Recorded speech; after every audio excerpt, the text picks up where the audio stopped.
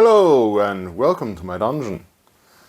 I've run a YouTube poll on what to call this series of video and how to run the most successful RPG Kickstarter ever won. So I now have to live up to that title. So let's start by writing the actual adventure. In my mind, when you go to Kickstarter with an RPG, you should have an almost finished product. Completely written, most of the illustrations done, most of the layout done. So you only have to do a bit of proofreading, maybe play testing, and then you're ready to go out to print. That way your customers who are supporting you, who are paying you in advance, won't have to wait long to get the product in their hands, and the risk of you not finishing the product is minimized. So today I will focus on the initial ideas and writing process of this adventure and adventures in general. If this is something that interests you, consider liking the video and subscribing to my channel. Guys, the channel is almost up to 1000 subscribers and it would be awesome if we could hit that mark. Thank you all very much. It helps the creative process if you have a theme for your adventures. That helps to bind it together and to organize your ideas and to choose which ideas you actually want to use. For this adventure, I choose the two themes of greed and cooperation, because I find these are two of the core themes of the Death in Space game. And I really want my adventure to feel like an official Death in Space adventures, building on the same ideas and concepts. So greed is the primary driving motivations of both the characters and their competition. And that is contrasted to cooperation. If the characters were to cooperate with their competition, if they were all to work together, the challenges that the adventure throws at them would be relatively easy to overcome. It would be the optimal way to solve these problems. But they would have to overcome their greed and find compromise for this cooperation to happen. So it's actually a hard thing to do. And it's more likely that the characters will struggle through the adventures and will have to fight against their cooperation because their greed is making this cooperation impossible. My adventure will feature 3 locations. You can all play as an adventure sandbox, standalone on the lonesome, or link together into a small campaign. And I've decided on that because I wanted to give the opportunity for space travel between adventures, between locations, thus enabling all the fun adventures you can have during space travel. That gives you opportunity to use these fun random space travel tables you find in the core book. So to begin with, you need ideas. But how do you actually get ideas? What I can say is ideas don't come out of the void, but you sometimes get them at random times. You get random ideas. And then it's important that you take note of these ideas. Write them down on a notepad or maybe on a note app on your smartphone, so you can recall and organize these ideas later. I personally always return to thinking about stuff I'm working on when I'm doing something completely else, something relatively mundane that leaves my mind free to wander. When I'm waiting for something, for example, when I'm out taking a walk, when I'm jogging, or when I'm lying in bed trying to sleep. You can also seek out inspiration and ideas. You can watch documentaries, for example, like historical documentaries, unsolved mysteries, or in this case, documentaries for alien life and space travel. And you can always read and watch stories and then steal from them what you like. Ideas don't come out of a void. You're always building on what you know. And as long as you are adapting, as long as you are changing things around, combining them in different ways, making them your own, it's okay. And of course you can always go back to the original source of your inspiration. In this case that would be the Death in Space core rules and its default setting, the Tenbris system. But it could also be a story you have read or a campaign book or anything else that you're basing your adventure on. When it's time to organize your notes. For this initial step in the writing process, I like to use the method described in The Return of the Lazy Dungeon Master. Great book, by the way. So for every of my 3 locations, I will come up with 10 secrets. I will come up with 3 important NPC characters for every location. I will also come up with 3 locations, like sub-locations, for every location. I will come up with aspects for every location. And once I have all of that, I will begin fleshing it out. Writing longer NPC descriptions, writing random encounter tables, writing down events that could happen, drawing maps, doing illustrations, and all the rest to make a complete adventure. Let me go to my computer and show you what I came up with so far. So far, I've organized my ideas and come up with the 10 secrets for each location. Sometimes more than 10 actually. Interestingly enough, because I was working on all 3 locations at once and I wanted to connect them in a larger narrative, the locations kept inspiring each other. They became better and more interesting than they would have been if I had worked on each location in isolation. The first location is an asteroid in asterisks on a highly elliptical orbit. That is the idea I came up with rolling on the random tables for the core book for a future contract for the starting adventures for my Death in Space group, and we haven't gotten around to play that yet, so this will be highly useful. And I settled on the idea that the asteroid is actually a malfunctioning von Neumann probe sent out to establish mining colonies centuries ago, and it has amassed so much debris and dust over the centuries that it looks like an asteroid on first glance. A von Neumann probe is a kind of space probe that is sent out to another system where it will begin mining for resources and build copies of itself to fly to other systems. So the number of probes would grow exponentially and you could quickly explore the entire galaxy, at least quickly on cosmic scales. So the mission of this probe was to fly to a system, build a space station of itself, then do 2 or more copies of itself, rinse and repeat. But this one was hit by an unexpected solar storm. I read in the core rules that the planet Lepidoptera is frequently hit by solar storms, making electric equipment unreliable. And I'm building on that concept here. The probe is huge, it's 13 kilometers long. That wouldn't be a huge asteroid, but it's enormous for a spaceship. It's a machine city, complete with material storage, refining, manufacturing, power production, propulsion. Everything that this probe needs to get to a system, start extracting resources and build more of itself. It's not super sophisticated magic nanotechnology. This is all stuff that we could understand and probably build today. It's just a lot of it. I will have 2 rival crews that also go for the asteroid.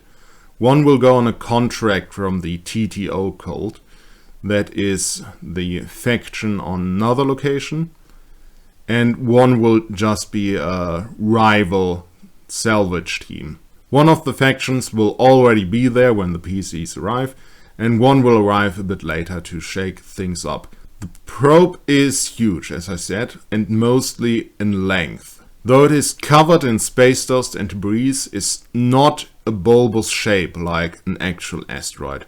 So once the PCs get their eyes on the probe and get some good resolution images, it's clearly artificial. The probe should have 3 possible entry points, just to give the players some options. Also notice how I'm organizing. This is just using a list function, and if you are hitting the tab key, you can go into a sublist and a sublist of a sublist, and if you're hitting shift tab, you go back. Like this I can organize my ideas and make additional ideas and additionally nodes building on one of the bigger ideas. So 3 entry points. Second is the maintenance docking port, like the official entry into the probe. But of course no one is using this docking standard anymore.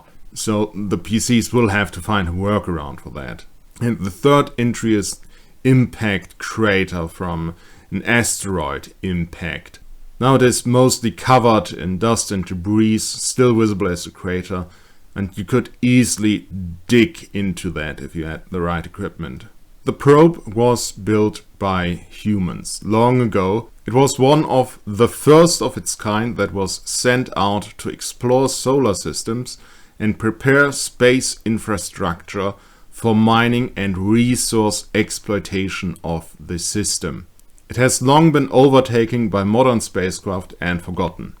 For a long time I wasn't sure what this probe was actually for, but going back to the original theme of greed, it became a mining probe for resource exploitation. And that made the probe far more active and dangerous to the current residents of the Tenbris system than it had initially been. The probe is using solar power as its main power source. That's why it initially flew close to the sun and got hit by the solar storm. And that is why it is now that it is getting close to the sun once again, is waking up. It will begin with self-repair procedures. Clean the solar panels of dust, shake and rotate the probe, which will be a problem for any docked spacecraft and for anyone walking on the hull. Then we'll engage an army of repair drones to fix hull damage. We'll repair and maintain solar panels. We'll repair and maintain the secondary power supply. That is a fission reactor. This idea I got while working on the Lepidoptera adventure site. This gives the probe a reason to send out drones to Lepidoptera and collect fissile radioactive material. So now these two places are connected. So the probe will send out mining drones to collect fissile material and detects a high concentration in the ruins near the Conbina expedition on Lepidoptera. After that, it will repair and maintain the computer systems. That means that it will shut down the main computer systems while autonomous drones work on this. This will give the PCs a period in which they can move through the ship unhindered, but after that, the computer systems will boot up with more functionality. The computer systems are void corrupted after centuries spent in the dark of space. Came to that idea because I'm using the TTO cult, and they are a void obsessed cult, and I was thinking, what could they have to do with the probe? So I had this concept of void and void corruption at the back of my mind when I was working on the probe. Once again, the 3 adventure sites were inspiring each other. So once the computer systems go back online, the AI becomes self-aware and it seeks deeper understanding of the world and itself. It will interact with the crews that are currently on the probe, and it can easily develop a god complex because it's a 13-kilometer long machine city. Especially if an Endarkened, that's like a sub-faction of TTO, if they speak to it, because they will be hailing this probe as a sign or as a prophet from the void. After that, the probe will repair and maintain its drives.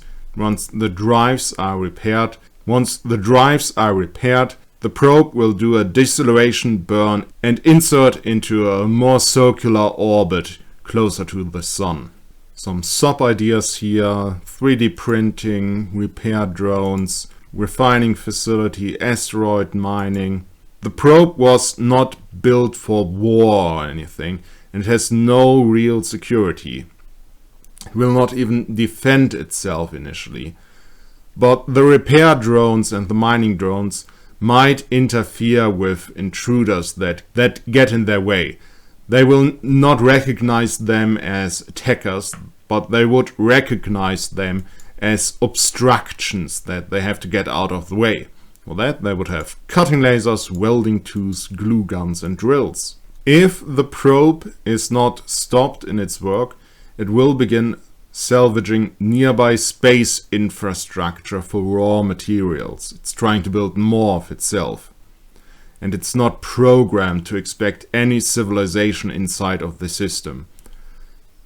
The first obvious targets would be the ships of the 3 crews, and then the planets in close proximity. That would be Lacrimosa, then Amissa, and the Messier 51 asteroid belt. If the probe is stopped before it can do its deceleration burn and stabilize its orbit, it will fly out of the system once more. So it can only be salvaged and stripped down for parts for a limited amount of time. And if the orbit is stabilized, then the next solar storm that will soon come will fry the probe systems for good. These are both ideas to give a time limit to the adventure and give some urgencies to the players to take action. Second location, Alien Ruin on Lepidoptera. Read in the core rulebooks that there are many overgrown ruins from falling civilizations on the planet. I found that concept interesting and a good contrast to the in-space locations, so I settled for this planetary location as the second one. Interestingly enough, Lepidoptera is the scientific name for butterflies, and its moon is called Chrysalis. From the core book, I also learned that Lepidoptera is covered in a jungle with strange wildlife that feed on tall black grass. Now, some sub-ideas. A jungle is a type of woodland, but they are feeding on tall black grass. That might mean that the woodland in this walls is actually something like bamboo, which can grow really tall and form a type of woodland, even though it's technically a grass. It also has black leaves, which means that these plants are absorbing every wavelength of visible light, not just blue and red like our plants on Earth do. That's why plants on Earth are green. They're only reflecting green light. They are absorbing the red and the blue. So this might be some kind of adaptation and evolution, or maybe these plants have been genetically engineered at some point in the past. Either way, a black jungle will be a dark and scary place. Hardly any light will reach the forest floor, and that light will not be reflected by the black vegetation. Even flashlights wouldn't be much help, probably not even infrared if the plants also absorb that.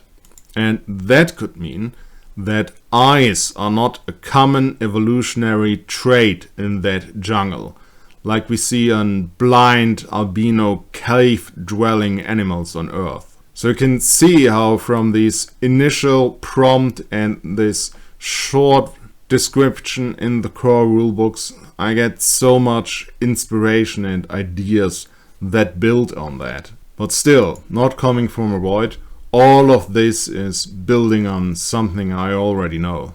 So these alien ruins focus on strange but functional. They should clearly not be built by humans, but I'm not sure what the alien race is yet, so I'm gathering some ideas about these aliens, about aliens in general. So often in sci-fi shows, aliens are just like humans, because that is easy to film. Well, let's be honest, that's just lazy. You could also use exotic animals as an inspiration, and people probably won't notice if you change enough aspects of the animals around, like their size, their habitat, their coloring, or if you combine several enemies into a chimera. Then we also have to take the phenomenon of convergent evolution into account. Convergent evolution means that different species will evolve very similar looking forms because they are adapting to the same environment. Since we are looking at a civilized species, we can inform that it will be a highly social species. You need to form big groups that can work together to build a civilization. And that also means they will have some form of language. The species would also have to be highly intelligent, else they wouldn't have formed a civilization. And only species with a need for intelligence would even evolve such a trait. It costs a lot of energy to run a big brain. It might even be a freak accident of evolution, an evolutionary dead end that has no advantage on the long run. We don't really have any scientific data on that yet. Ask me again in 10,000 years.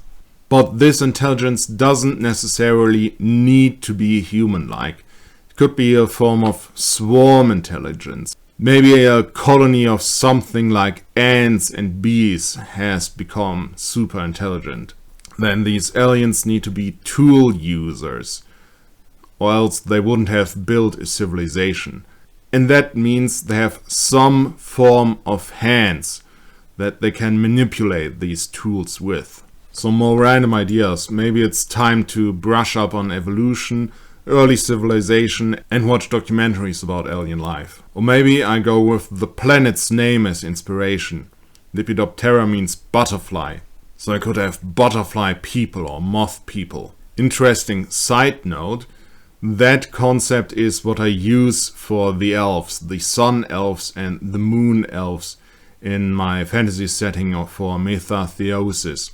They're actually butterfly and moth people that use magical glamour to appear like the elves we are more familiar with. Then I got the ideas that these aliens are blind, so they are relying on smell and touch. They would use different kind of surface textures in their architecture to orient themselves with, like wavy, smooth, rough, or spikes. So this would inform how the alien ruins look.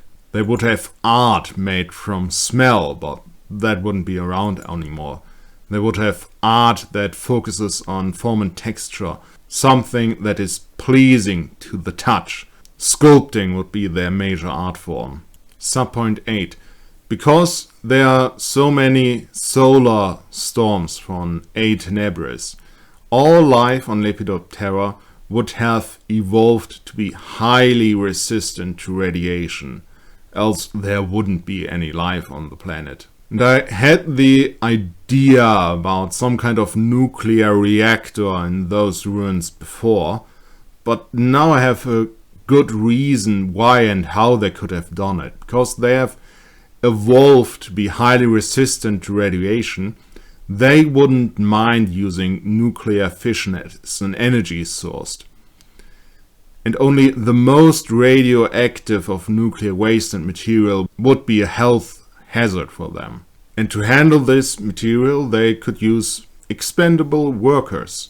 Their society would have been driven by greed, after all.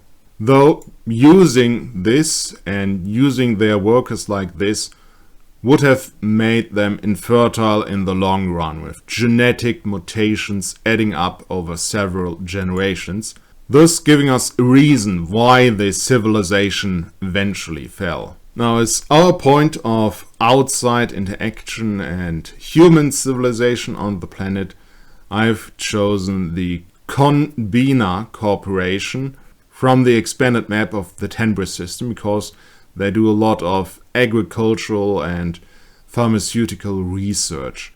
And these black plants would be of interest to them. They've got an expedition in a huge forest clearing that is kept free of vegetation by flamethrowers. Just to make obvious that these people are driven here by corporate greed and not because of their scientific fascination with plants.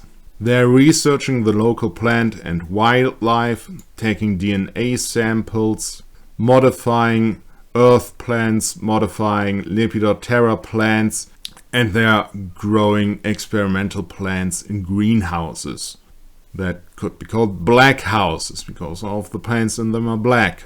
Idea number 5. 2 of the Conbina members are hobby archaeologists who are excavating the ruins. So we have a connection between the expedition and the ruins. They could have some equipment for that. Because of the solar storms, the expedition uses a lot of analog equipment, primitive equipment, and everything else they have in a Faraday cage, so it actually works and is shielded from the solar storms. But they would have long periods where they have to be completely reliant on themselves and can't communicate with the outside or receive any supplies. To add more conflict to this setting, I decided a group of treasure hunters is also on the players, and they want to get into the ruins and grab whatever artifacts they can. Then to connect this to the other adventure side, I decided that TTO infiltrates the Conbina facility to steal research files and plant samples. In the core rules, it states that TTO is in dire need of water and food. And if they could get some plants that grow more efficiently, it would be a great boon to them. Then, to add an actual alien threat, I decided there should be savage tribesmen of the same species as the civilization that built the ruins in the first place. These are not the same people that have once lived in the ruins. This is a tribal culture that lived alongside the culture that built the ruins. And they survived the sterility and the eventual downfall of the civilization that has been brought on by the abuse of nuclear power. These tribesmen fear the ruins because the civilization that built them hunted them for slave labor and brought sickness and depravity to them. One of the themes of the adventure is greed, after all. And the savage tribemen might also decide that a lone human looks like a delicious snack. We look as alien to them, after all, as they will look to us. Then, this is an early idea, but it's further down in the line, because that is when I had it. In the ruins are the remains of a low-tech nuclear fission reactor. Just a nuclear steam generator that provided heat and steam power to a whole city. Because of the solar storms, this civilization never developed electricity and any high-tech electric equipment. But at its core, a nuclear reactor is not that high-tech. We are using the strongest force in the universe to boil water. So why not build a primitive nuclear-powered steam machine? But because this was a nuclear reactor, it was built to withstand time and natural disaster. That is why the ruins are still around, why they are so well preserved. Especially the lower chambers where they are storing the expanded fuel balls. So they didn't use fuel rods, they used fuel balls. They will be buried deep underground in a well-secured chamber that warns anyone off by architectural design and warning signs. But then again, all of this will be texture-based. So alien creatures like the archaeologists and the PCs will probably not understand the obvious warning signs. So approaching Terra and landing is a huge challenge, only possible when no solar storms are hitting the planet, thus giving an obvious time limit to this adventure site. The PCs should get in and out before the next solar storm hits, or else they will be stuck on the planet for months or maybe years. And during these times, Convener hires ships to transport supplies through the research outposts, giving a motivation to the players. Or maybe TTO hires them to infiltrate the Koniba base. And once they get there, the 2 hobby archaeologists might be missing, as they have descended into the underground ruins. And maybe the PCs really need these archaeologists because they need the fingerprints to access the research files. Or the archaeologists have a key with them or something. Give the players a reason to care about the ruins and not just the Koniba base. Then, final idea that was inspired by the other adventure site again. A mining drone is approaching the outpost, actually the ruins, and not responding to any hails on radio. The von Neumann probe is trying to get fissile material, and the highest concentration will be in the nuclear reactor. That's why the probe is using a fissile reactor to begin with. It was a fusion reactor before I thought what would be the connection of the drones and the alien ruins, but with the fissile reactor I have this connection. And I think this makes the whole adventure more interesting. So now the outpost is radioing SOS for help, might give another reason to go there. Depending on the time of the adventure and what phase of reactivation and activity the probe is, this adventure site will be quite different and the adventure will be quite different. Third location is a TTO outpost, one of the cults from the core rules. TTO means to the other. Dress in deep black robes, but only at clandestine gatherings. The goals are to build the ultimate spacecraft, a world vessel, and travel to the beginning and end of time and dimensions. They have scarcities in food and water, and abundancies in functional tech, equipment, drugs, and spare parts. With a body anatomy adopted solely to drug use. Building on this information from the core rulebooks, I came up with this. It's a space station in the Messier 51 belt, one of the outlying stations that deals with the outside world, a commercial and missionary hub that sees a lot of space traffic, so there's a good chance that the PCs will come by this place. TTO is holding clandestine gatherings, so they are a secret cult. And to outsiders, this will appear like a regular mining and trading hub. Officially, the station is run by the Mice Mining Company. I got the name from one of the buildings in my hometown. Mice used to run a big factory in my hometown, and now that building, that historic factory building, houses the public library. They are in desperate need of food and water. And they sell synthetic drugs as their main export. You can also get parts, raw materials, and working technology. They will indoctrinate outsiders if provided the opportunity. And if you are taking recreational drugs in the local bar, that might be a good opportunity to be missionated, to hear the good word of the void. This space station has no spin gravity. TTO members are genetically or cybernetically modified not to need it anymore. They are adapted to live in space, live in the void. And they will offer these services for sale. So either get gene therapy via designer virus, especially tailored to the individual. They would need a blood sample and a day to synthesize the virus. What would be the price? Haven't settled on one yet. And they would also sell drugs that mitigate the ill effects of zero-G but are highly addictive. That is what most of them are taking. Price haven't settled on anything yet, but this would be far cheaper than the first option and probably get you indoctrinated into the cult sooner than later. But this would be a major export, as much of the Tenbris system has no gravity, only small gravity and microgravity, and humans are not really adapted to deal with that so well.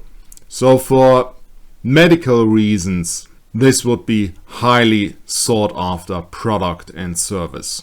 And to make things more interesting, two factions within TTO are trying to gain influence on the station, just to get more conflict in there. So I had to come up with two sub-factions. Came up with the Constructors, who want to focus on building the big spaceship and use science to seek salvation. And then the Endarkened, a play on words on the word enlightened, who focus on worshipping the void and want to focus on drugs and ritual to seek salvation. Both of these factions will look to recruit members and grow their numbers. They will also look for incriminating information on the other faction's members, and they might hire thugs to deal with prominent members of the other factions, but discreetly. They don't want open conflict. That could disturb the station's trade business. This is about greed, after all. Also, a schism is the last that any one TTO needs. Idea 10, to add a third faction and even more conflict. There's a Stahlwerket Union recruiter on the station. Once again, this is a faction from the expanded map of the Tenbris system. A union of mine workers that is now looking for new members and new power now that most of the mining business has died down. And since this is a mining outpost, this would be the union trying to recruit on it. So this union recruiter is on the station looking for new members, and he is suspecting that something's not right on the station because everyone is so secretive and the recruiting is not going well. But he is suspecting that there's either a rival union on the station or that the Mice Mining Corporation is suppressing unions. TTO, of course, does not like him around. They are a secret cult. They don't like him digging. They either want him to be indoctrinated or gone, which might be a quest hook. He might also be a quest giver hiring the PCs to find out what is going on. Then idea number 11. Informed by the second location, by Lepidoptera and the solar storms. Tenbris is in a rare, calm cycle, and TTOs is sending out contracts to collect resources from the inner system. They need food and water after all. And they might send out the crew to infiltrate the Koniba research facility on Lepidoptera to get these advanced genetically enhanced plant samples. And they also might send out a crew to the 13-kilometer long asteroid that is currently flying through the inner system. The constructors would want to salvage the probe or take it over, if possible, to use it for their own big ultimate spaceship, while the Endarkened would hail it as a sign or maybe a prophet sent by the void and don't want anyone to interfere with the probe. So this is the shortest of the lists, but just because this is a more conventional adventure site and I don't have 10 sub-ideas for any of these 13 secrets. Once the maps are drawn and I've come up with all of the NPCs, this might become a hub location that players will return between adventures, will return several times, and there's definitely potential for several adventures to be run just on this station alone. But there are also good reasons to send the PCs out to the other adventure locations. That's all I've got for today. Thanks for watching, and until next time.